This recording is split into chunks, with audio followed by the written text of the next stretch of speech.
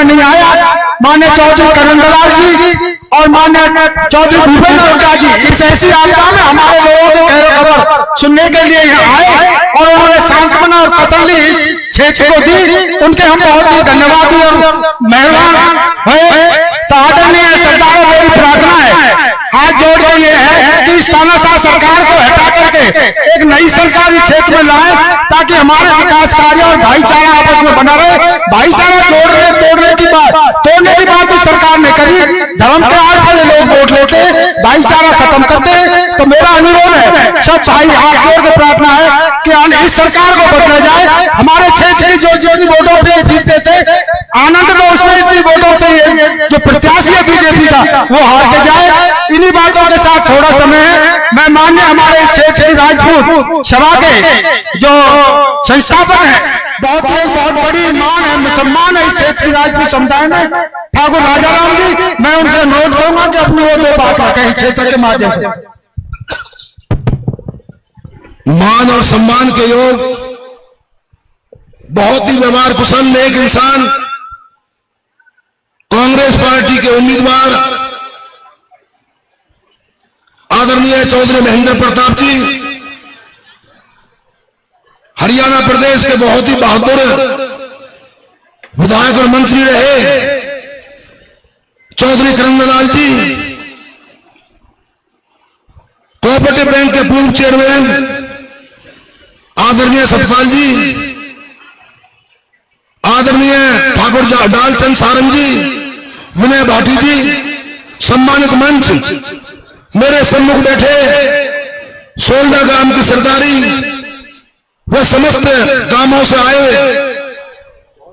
सभी मेरे पूजनीय आदरणीय मेरे पिता तुल्य बुजुर्गों, नौजवान साथियों, आदरणीय महेंद्र प्रताप जी को आप लोग कम जानते हैं। आदरणीय महेंद्र प्रताप जी 5 बार विधायक और 3 बार मंत्री बने। उन्होंने हरियाणा प्रदेश के कई महत्वपूर्ण पदों पर विराजमान होकर प्रदेश की सेवा की और उन्होंने 36 बिरादरी का भला किया। और विशेष बात यह रही, मैं सारी बातें क्यों बता रहा हूं, क्योंकि इस एरिया में आने का मौका कम मिला मंत्री जी को। इन्होंने आज तक रिश्वत तो बहुत दूर की बात है, किसी से मान सम्मान के तौर पर एक पैसा भी नहीं लिया और ना ही कोई भेंट ली। इनके पिता श्री आदरणीय चौधरी नेतराम जी और हमारे समाज के निर्माता आदरणीय कुमार साहब, उनके अपने बहुत ही निजी संबंध थे। उन्होंने बाद में आकर अपनी मर्जी से, क्यों मैं राजपूतों को मान सम्मान देना चाहता हूं, आमने सामने चुनाव लड़ते थे। बाद में आदरणीय चौधरी नेतराम जी, चौधरी महेंद्र प्रताप जी के पिताश्री, उन्होंने खुद कहा कि भाई हमारा भाईचारा बहुत बढ़िया रहना चाहिए और कंवर साहब को जिला परिषद का चेयरमैन बनाना चाहिए। उन्होंने राजपूतों पर एक बहुत बड़ा एहसान किया। हमें इस एहसान को उतारने का अब ये सबसे अहम और अच्छा मौका आया है। मेरी आप सबसे विनती और प्रार्थना है कि अपना एक एक कीमती वोट हाथ के निशान पर डालें। और मैं एक बात अवश्य कहना चाहता हूं, इस बीजेपी पार्टी के बड़े नेताओं ने गुजरात के अंदर जो हमारे राजपूत समाज के वंशज थे, जो हमारी बहन बेटियों के बारे में अपशब्द बोले, चुनाव शुरू होते ही इन्होंने ये नंगना शुरू किया, चाहे उसमें उत्तर प्रदेश हो, बिहार हो, चाहे यूपी हो, राजस्थान हो, सभी प्रदेशों में बीजेपी के खिलाफ आंधी चल पड़ी। सभी राजपूतों ने बीजेपी के खिलाफ वोट दिया। मेरी आप सबसे यही विनती है, प्रार्थना है कि अपना एक एक कीमती वोट योग्य, ईमानदार और मिलनसार और प्रदेश में एक सादगी के प्रतीक इस तरह के नेता चौधरी महेंद्र प्रताप जी और उनके साथ पलवल क्षेत्र के 5 बार विधायक रहे और पूर्व मंत्री जिनकी हरियाणा में एक धाक है, जिनके नाम से कई मुख्यमंत्रियों को उन्होंने धूल चटा दी। इससे मेरी आपसे प्रार्थना गुजारिश है कि इन दोनों व्यक्तियों का मान सम्मान देखकर और आदरणीय महेंद्र प्रताप जी के कर्मों को, इनके गुणों को देखकर अब मेरी आपसे विनती है, समाज का प्रधान होने के नाते एक एक वोट 36 बरादरियां बैठी है आदरणीय महेंद्र प्रताप जी को दें। और मैं तो 2000 में जब एक ही जिला था, कम से कम मैं महोत्सव को बड़ा नहीं करना चाहता, 8-10 जब फरियादा गांव से झगड़ा चल रहा था, 8-10 लाइसेंस तो मैंने यहाँ गांव के एक साथ बनवाए थे जब रणवीर शर्मा एसपी हुआ करते थे। तो मेरे तो अपने गांव में मेरे रिश्तेदार है, ये मैंने कोई एहसान नहीं किया, कई बच्चों को नौकरियां दी। मेरी आपसे विनती है, समय है, मैं आपसे झोली फैला के मांगता हूं, एक एक वोट आदरणीय महेंद्र प्रताप जी को दें। जय हिंद, जय भारत। बहुत अच्छे ठाकुर राजाराम जी, उन्हें अपनी झोली फैलाकर मान्यवर चौधरी जी के लिए वोटों की जो प्रार्थना की है वो स्वीकार करें। आदरणीय, अब मैं हमारे इस क्षेत्र की शान चौधरी करंदलाल जी से अनुरोध करूंगा कि अपनी बातों से अवगत कराएं। बहुत ही आदर और सत्कार के योग 36 बिरादरी की आस फरीदाबाद लोकसभा से कांग्रेस के प्रत्याशी आदरणीय चौधरी महेंद्र प्रताप जी, हमारे साथ चल रहे हमारे बड़े भाई ठाकुर राजाराम जी, आदरणीय सतपाल चेयरमैन जी, सारण से आए हुए भाई डालचंद जी, विनय जी, मंच पर विराजमान सभी महानुभाव और इस धधकती गर्मी में घंटों से बैठे हमारे इलाका के ऐतिहासिक गांव सोलडा की धरती पर यहां पर बैठे पूजा के योग बुजुर्गों, सत्कार के योग दूर बैठी हुई माताएं और बहनों, नौजवान साथियों और प्यारे बच्चों, मैं अपना सर झुका करके बस्ती माता का और साथ में राजपुर खादर से, राजूपुर खादर से, दोस्तपुर से, भोलरा से आई हुई सभी सरदारी और गांव बस्ती माता का धन्यवाद करता हूं, जो आप इतनी गर्मी में चौधरी महेंद्र प्रताप जी के लिए और हम सब के लिए यहां इंतजार कर रहे हैं। हमारे नौजवान बच्चों ने गांव के बाहर खड़े होकर के जो जोश और खरोश से मुझे भी और चौधरी महेंद्र प्रताप जी को यहां ढोल नगाड़ों के साथ जो लाए हैं, इज्जत की पगड़ी से मुझे भी महेंद्र प्रताप जी को और सबको जो आपने नवाजा है, हमारे पास कोई शब्द नहीं है किन शब्दों में आपका धन्यवाद करें। 5 बरस के समय में एक मौका आता है जब हम अपने भाग्य को चलाने के लिए किस इंसान को अपना नुमाइंदा चुने, वो समय आज हमारे और आपके सामने आया हुआ है। एक तरफ वो लोग हैं जो धर्म के नाम पर पिछले 10 साल से इस देश को लूटने का, बर्बाद करने का काम कर रहे हैं।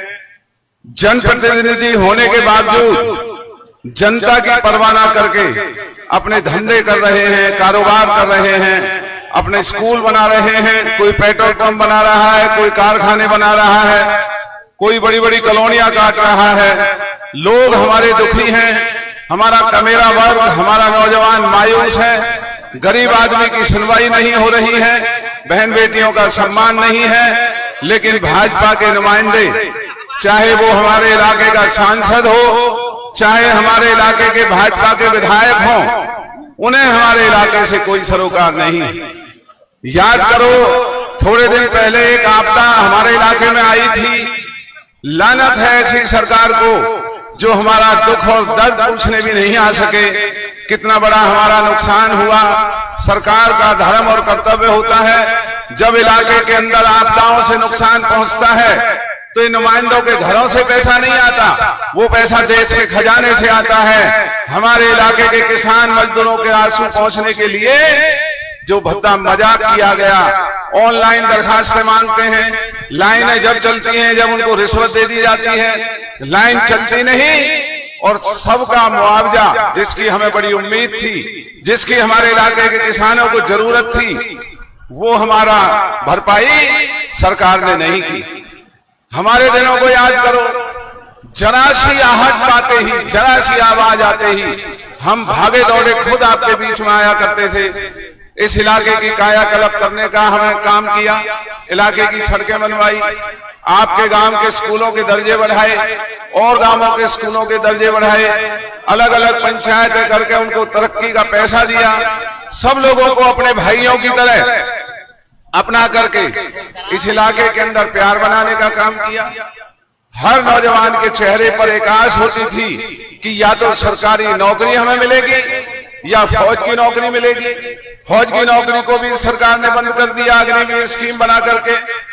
आज किसानों कमेरे वर्ग के घरों में बिजली के छापे मारे जाते हैं। 26,000 घरों में पिछले 5 वर्ष में बिजली की छापेमारी की गई, चोरी की। हमारा बालक अगर बल्ब भी लगाए तो लाखों रुपए के जुर्माने लगते हैं, मुकदमे दर्ज होते हैं। कारखानों में जो चोरी हो रही है वहां भाजपा का कोई अधिकारी नहीं जाता उस चोरी को रोकने के लिए। और इसी तरीके से 2 लाख सरकारी नौकरियां पड़ी हुई हैं खाली, उनको ना भर करके कौशल रोजगार, एक प्राइवेट ठेकेदार की एक कंपनी है, उसमें सरकार के खजाने से पैसे दे करके कौशल रोजगार में जो भर्ती हो रही है, ये कोई सरकारी नौकरी नहीं है बुजुर्ग और भाइयों। तो इसलिए इस सरकार के जितने रोने हैं कि रोते रोते शाम हो जाएगी, लेकिन आज ये भाग्य का फैसला आपके अपने हाथ में है। मैं और हमारे सभी साथी आपको विश्वास दिलाने के लिए आए हैं। ये चुनाव चौधरी महेंद्र प्रताप का चुनाव नहीं है, ये चुनाव हमारे इलाके की भलाई का चुनाव है, ये चुनाव हमारे इलाके की तरक्की का चुनाव है। 4 महीने बाद विधानसभा का चुनाव होना है। आपकी बड़ी बस्ती है, आपकी बस्ती का जो नाम हमारे इलाके में है, आप कोई फैसला लेते हैं उसका असर हमारे पूरे पलवल विधानसभा चुनाव क्षेत्र में पड़ता है। और मैं हमेशा इस बात को कहता हूं कि गांव हो तो सोलडा जैसा क्या भाईचारा है, क्या नौजवान बच्चों में बड़ों के लिए इज्जत है, बहन बेटियों के लिए सम्मान है। जो प्यार और जो इज्जत, जो सभ्यता सोलडा गांव की मैंने देखी है, वो हमारे इलाके में हर गांव की सभ्यता इतनी बढ़िया मैंने नहीं देखी। तो आपकी ये सभ्यता बनी रहे, आपका गांव दिन दुगनी रात चौगनी तरक्की करता रहे। और जो हमारे सपने आपके गांव और इस इलाके को आगे बढ़ाने के हैं, उनमें आप हमारी मदद करें। आज चौधरी महेंद्र प्रताप जी को अपना नुमाइंदा चुने। 3 महीने बाद हमारी विधानसभा का चुनाव हो रहा है, उसमें मैं फिर आपके द्वार पे आऊंगा। तो आपसे यही निवेदन है कि आप हमें आशीर्वाद देंगे और इस चुनाव में बहुत बड़े बहुमत से चौधरी महेंद्र प्रताप जी को यहाँ से चुनाव जिता करके भेजेंगे। इतनी गर्मी में जो आपने इतना उपकार किया है, इतना सम्मान किया है, इज्जत की पगड़ी से, फूल मालाओं से, गीत और गानों से, मैं उसके लिए बहन बेटियों का, बुजुर्गों का, नौजवानों का हमेशा एहसानमंद रहूंगा और हमेशा आपकी सेवा में इसी तरीके से तत्पर रहेंगे। इन्हीं शब्दों के साथ आपका बहुत बहुत धन्यवाद। राम राम। बहुत अच्छे माननीय चौधरी कलमलाल जी, इस क्षेत्र की जो रहनुमाई है आपने हमेशा भुगती है और इसी आशा के साथ आपको सर का ताज मान तो इलाका आपका आदर और मान हमेशा रखा और आगे रखेगा। अब माननीय चौधरी महेंद्र प्रताप जी से मैं अनुरोध करूंगा कि इस इलाके ये सरदारी बैठी है उनको अपनी बातों से अवगत कराएं। माननीय चौधरी। दलाल साहब बराबर बैठे हैं, यूं कह रहे फालतू नहीं बोलने दूंगा भाई। पहले तो आगे चल देते थे कि मैं आगे तैयारी कराता हूँ, अब नहीं छोड़ रहे भाई। मैं 5 ही मिनट में अपनी बात कहूंगा, आपसे भी कम कहूंगा। आदर के योग मेरे सभी इस ऐतिहासिक चुनावी कार्यक्रम में आए हुए मेरे बुजुर्गों, भाई दलाल साहब, आपके विधायक रहे हैं, मंत्री रहे हैं, ये दोनों लगा लो, दोनों हाथों को लगाना पड़ेगा भाई।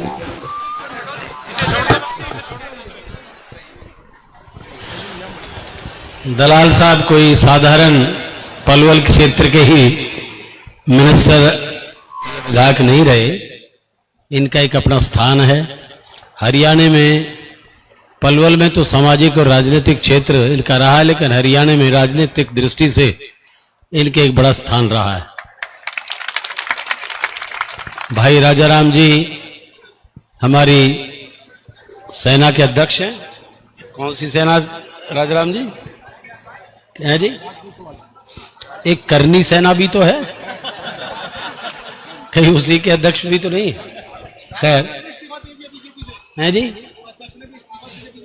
चलो चलो, राष्ट्र हित में एक राष्ट्रीय जिम्मेदारी को ठीक समझा है, उन्होंने दिया है। आज राष्ट्र के समक्ष जो भी स्थिति है और सम्मान के योग भाई चेयरमैन हमारे साथी दालचंद नंबरदार जी और हमारे बीच में बीसला जी के सुपुत्र भी बैठे हैं। इनको किसी ने देखा नहीं, ये भी वैसे पेशे से एक अच्छे वकील हैं, लेकिन मेरे शांत स्वभाव से जैसे कोई ध्यान अवस्था में बैठे हों। हमारे साथी, हमारे गांव के मौजूद लोग, सरपंच, ब्लॉक समिति या दूसरे अदर साथियां हमारे सम्मुख बैठे, हमारे मातृशक्ति और सभी महानुभाव, छायाकर बंधुओं, देखिए दलाल साहब ने और राजा राम जी ने मेरे लिए अपील की है, आपसे वोट मांगे हैं। पहले तो मैं इनका हृदय से धन्यवादी हूं। और आप इतनी बड़ी तादाद में इस भीषण गर्मी में यहां बहुत देर से बैठे, इतनी देर तक बैठना, गर्मी में बैठना, तो मुझे लगता है कि आप निर्णय तो लिए बैठे हैं। दलाल साहब ने यहाँ के विकास की स्थिति का, और हमारे भाई भी जिक्र कर रहे थे कि यहाँ का विकास कभी कांग्रेस शासन में ही हुआ है और 10 वर्ष से किसी ने सुध तक भी नहीं ली है। विकास तो अलग रहा, मेरे ख्याल में कई नौकरियां भी इस इलाके को मुहैया नहीं की गई। तो आज इसलिए आप निर्णय तो लिए बैठे हैं कि एक बदलाव की भावना आपके अंदर है। मैं तो आपका धन्यवाद ही अदा कर दूं, आभारी व्यक्त कर दूं तो ज्यादा अच्छा होगा। लेकिन 2 मिनट में अपनी बात जरूर अपील भी करूंगा कि देखिए 10 वर्ष पहले हमने ही इनको शासन दिया था। जनता के सामने इतनी बड़ी गारंटियां और इतने बड़े वादे किए कि जनता उसमें भ्रमित भी हुई। पहला वादा तो काले धन को लाकर के 15-15 लाख रुपए बांटने का था। दूसरा, गैस और सिलेंडर और तेल के भाव, उनके ऊपर रोज डेमोन्स्ट्रेशन ये किया करते थे। भैंसा बुग्गियों में स्कूटर रख लेते थे और गैस के सिलेंडर भी रखते थे और कहा करते थे कि कांग्रेस ने मार दिए महंगाई में। गैस का सिलेंडर तो 400 में कर दिया कांग्रेस ने और तेल 60-62 कर दिया। और ये कहा करते थे कि हम अगर इनको ठीक नहीं कर पाए, हमारे उन वादों को पूरा नहीं कर पाए, तो हमें चौराहे पे भी जनता सजा दे सकती है। ये कहा था, आपको याद होगा, 10 वर्ष पूर्व। और 10 वर्ष पूर्व हमने इनको सत्ता दे दी। आज वो पूछने का समय है कि भाई वो 10 वर्ष पहले जो आपने वादे किए वो क्या पूरे हुए हैं? क्या दिया है आपने हमें? शाहजी ने तो मान लिया, ये कहकर के जब उनसे पूछा गया कि काला धन और पैसा कहां गया, 15-15 लाख रुपए जनता इंतजार कर रही है, तो उन्होंने कहा भाई ये तो इलेक्शन के जुमले थे, हमने तो जुमले कहे। इसका मतलब जनता से झूठ बोल दिया। अदालत में कोई भी झूठ बोल दे तो अदालत सजा दे देती है। भाई जनता से बड़ी अदालत कौन है? 140 करोड़ जनता के सामने ये स्वीकार कर ले कि हमने तो जनता को बहका दिए, जुमले कह दिए, तो जनता को सजा भी देनी चाहिए। जनता से बड़ी अदालत नहीं है।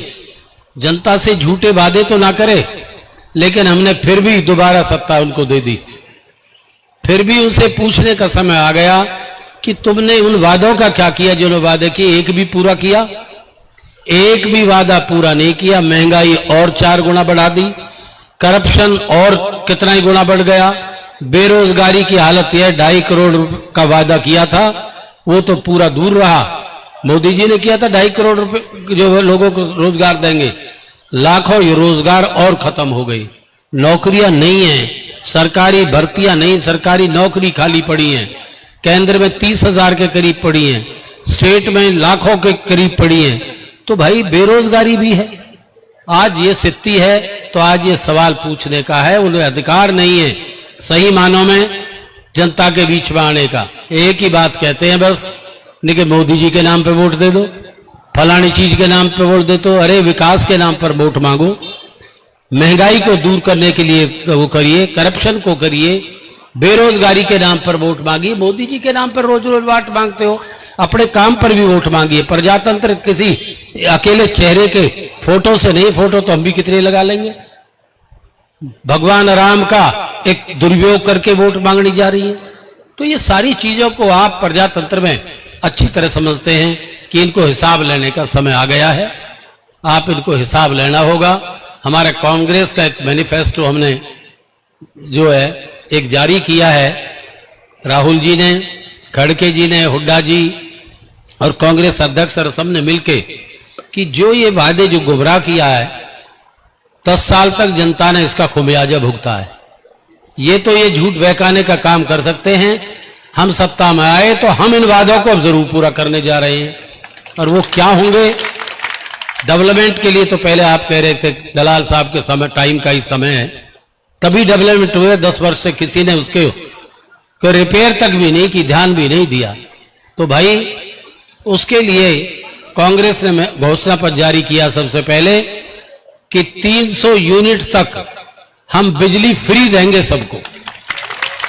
किसी को छापेर कुंडी लगाने की जरूरत नहीं पड़ेगी। गैस के सिलेंडर जिनका वादा किया था आज 1000 रुपए दिया जा रहा है, हम गैस का सिलेंडर 500 रुपए में देंगे। पेंशन जो है 6000 रुपए, घर में से 2 मेंबर हैं या कितने हैं, 6000 रुपए महीने उनको पेंशन देंगे। महिलाओं के लिए भी है, जो गरीब वर्ग की महिलाएं हैं उनके खाते में भी 1 साल में 1 लाख रुपए उनके खाते में भी देंगे। और वो नवयुवक जो बेरोजगार आज डिग्री लिए फिर रहे हैं, डिप्लोमा लिए फिर रहे हैं, उनको नौकरियां 4th क्लास की भी नहीं है, उनको इतने तक नई नौकरियों का सृजन हो, स्किल डेवलपमेंट के तौर पर भी उनको 1 साल तक 1 लाख रुपए उनके खाते में जमा करेंगे जब तक वो नौकरी करने के लायक हासिल ना हो जाए।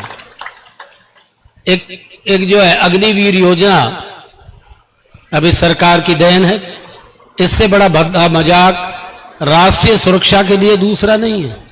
4 साल के लिए ठेके पे जैसे भर्ती होती है, ठेके पे भर्ती करके 4 साल में वापस भेज देना, यह भद्दा मजाक है फौज के लिए, राष्ट्रीय सुरक्षा के लिए।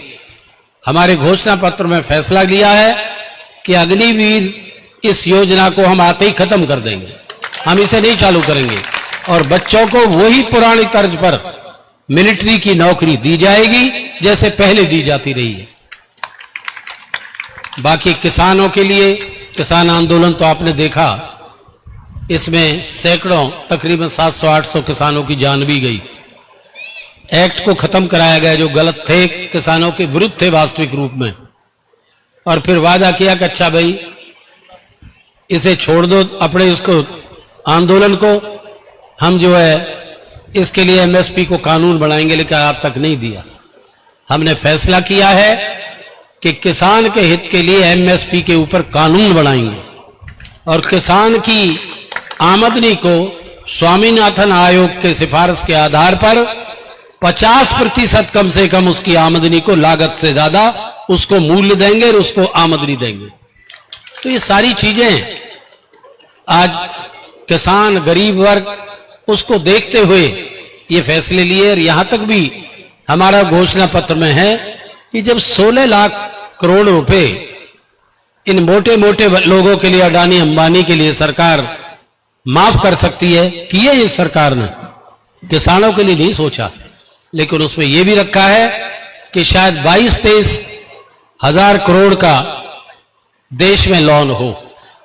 हरियाणा में भी आपको याद होगा बिजली के बिल का 1600 करोड़ रुपए हुड्डा जी ने माफ किया था। आज फिर कांग्रेस के घोषणा पत्र में है कि किसानों के उस लोन को भी हम आने वाले समय में माफ करने की योजना देंगे। ये बहुत बड़ा काम होगा किसानों के लिए।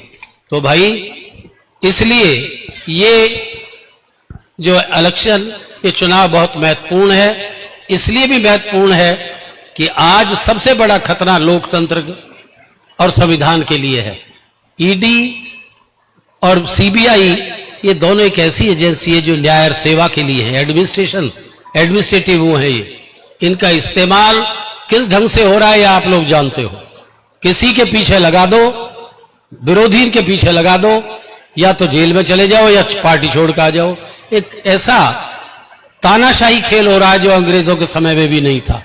महाराष्ट्र में अजीत पवार और 8 आदमियों के खिलाफ, आपको याद होगा, पढ़े लिखे लोग हो, प्रधानमंत्री जी ने कहा था 70,000 करोड़ रुपए इन्होंने खा लिए, इनका ये होगा। ईडी के छापे लगा दिए, 1 महीने में बीजेपी में आ गए, तोड़कर डिप्टी सीएम बना दिए, गए, सारी चीजें खत्म हो गई।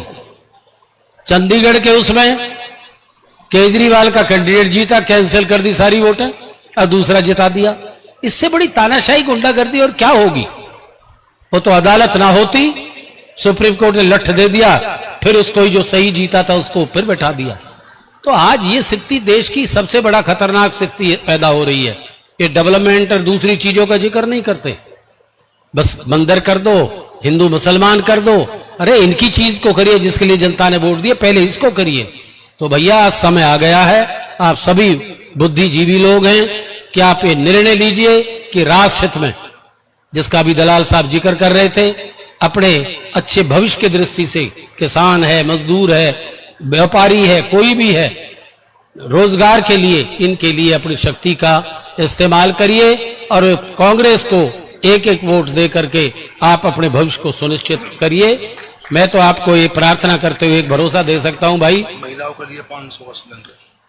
हाँ सिलेंडर तो कह दिया ना, नहीं हो गया तक गैस का सिलेंडर 500 में देंगे, पहले कह दिया। तो जो सिलेंडर आज 1000 में है ना, वो 500 में मिलेगा भाई अब सबको। ये फैसला है हमारा जो है। तो मैं तो आपको एक भरोसा दे सकता हूं